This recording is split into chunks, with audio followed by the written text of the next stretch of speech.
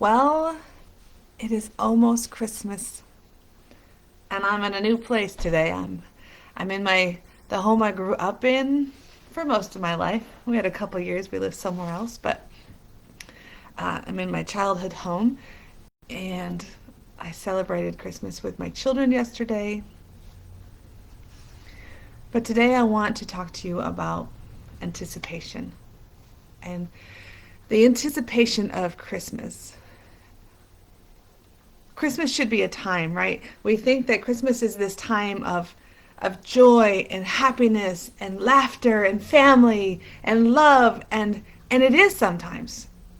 But for some people maybe they've lost a loved one this year or they've separated or they're going through a divorce or they're new freshly this is their first Christmas in a different light in a different way. Um, they've moved far away and they can't come home. There can be Christmas can be a time that is not so joyful. It's not so exciting.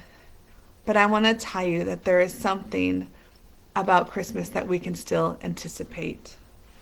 You see, most of us anticipate, we think like a child, right? Like we want to anticipate Christmas like this little child who can't wait to get up on Christmas morning and open their presents and what did Santa bring or what did mom and dad buy? Did they get what I wanted? I hope that I got what I wanted. And they have this anticipation and they're so excited they can't barely sleep and they can't wait to wake up. Or maybe you're an adult and you can't wait. You're anticipating the family all coming together. You've prepared your menu and you've decorated your house perfectly and you're ready and you want it to be a certain way. Or maybe you're far away and you're anticipating not doing anything on Christmas Day. And you're anticipating the misery that's going to come and the heartache that's going to follow and the woe is me. Because I've been in both places, right? I remember as a child, oh my word, I remember as a child, one year my parents hid things and they gave us clues. And my brother, neither one of us could ever sleep at Christmas night. And so probably by 2 in the morning, my brother and I were together, working to see whose gifts are what. And so one year my parents decided not to put names on our gifts. And so we had to wait until they got up before we could shake presents because we didn't know which one was his and what was mine. And I remember in anticipation, and my brother had come in and we were laying in my bed together. We fought so much, but this Christmas time it was perfect, right? And I remember his gift, I think it was actually even hidden under my bed. And here we were anticipating, excited about it.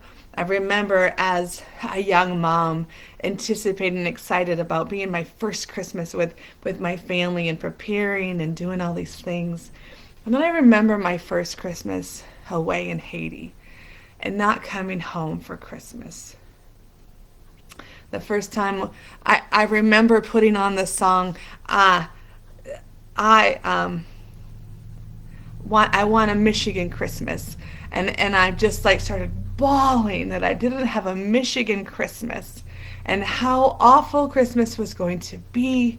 And I tell you, I got up on Christmas Day and we did like a little exchange, but it was nothing like I wanted, what I thought Christmas should be all about. And I cried most of Christmas Day. I was miserable.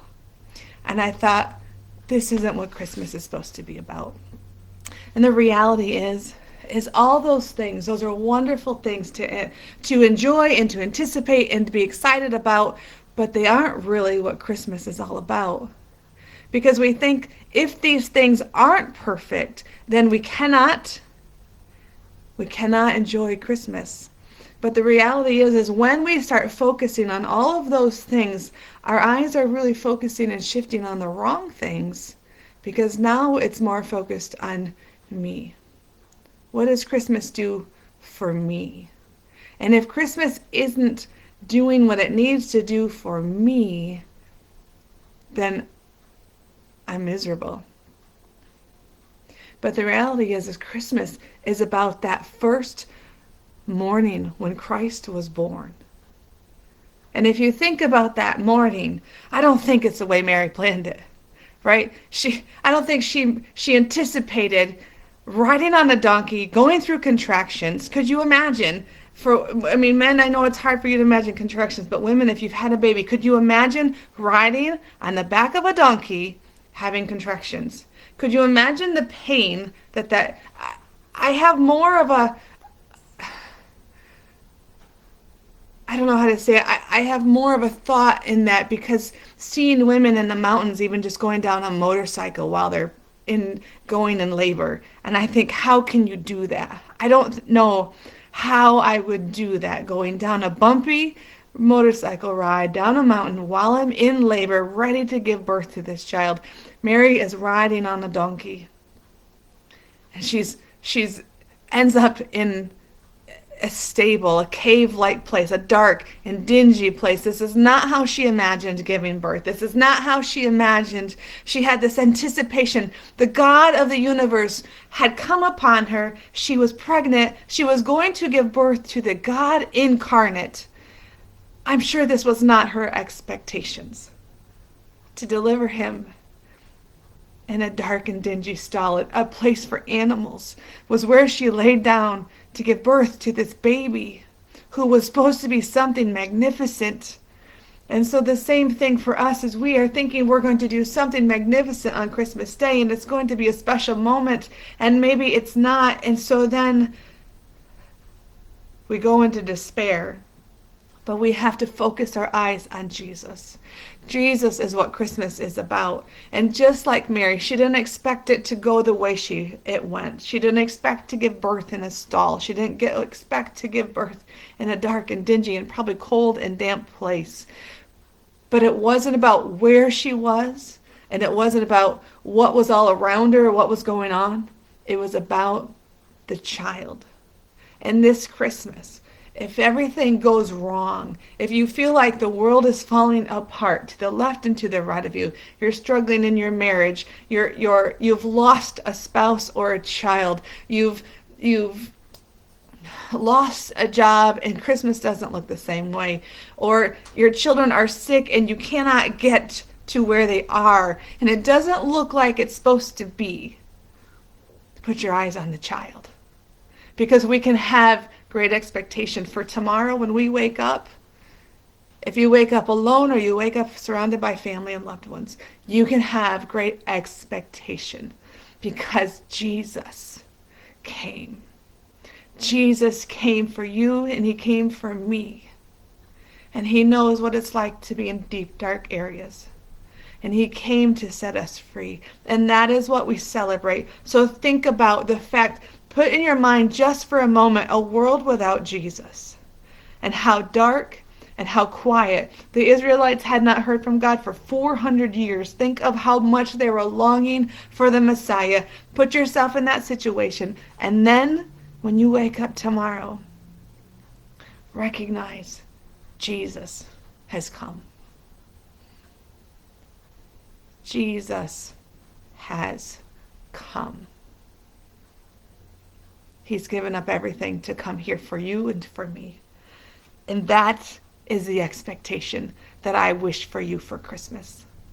That you would not worry about the things that you can see with your eyes, but that you would remember the King of Kings came. And we can celebrate that. I just want to read to you Luke.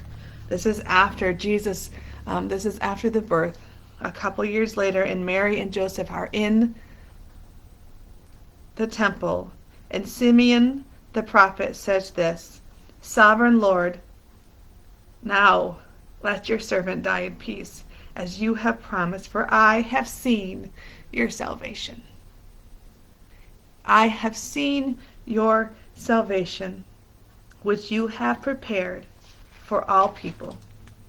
He is the light to reveal God to the nations, and he is the glory of your people, Israel.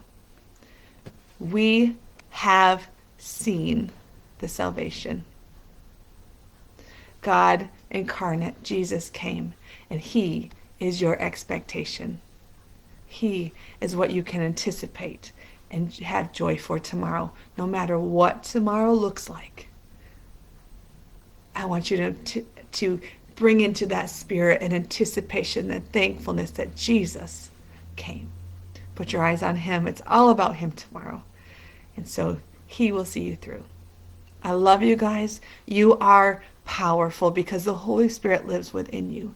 So when your emotions want to take over and they want to say, woe is me, I'm a victim because things aren't going right, it's not the way I planned it. You are powerful. The Holy Spirit lives within you. And He gives you the power to control your emotions. And it's not by focusing on them, but it's on focusing on what is good and right and pleasing. And what is good and right and pleasing is that Jesus came to this earth. And that is why we celebrate tomorrow. No matter what, Jesus came. And He loves you.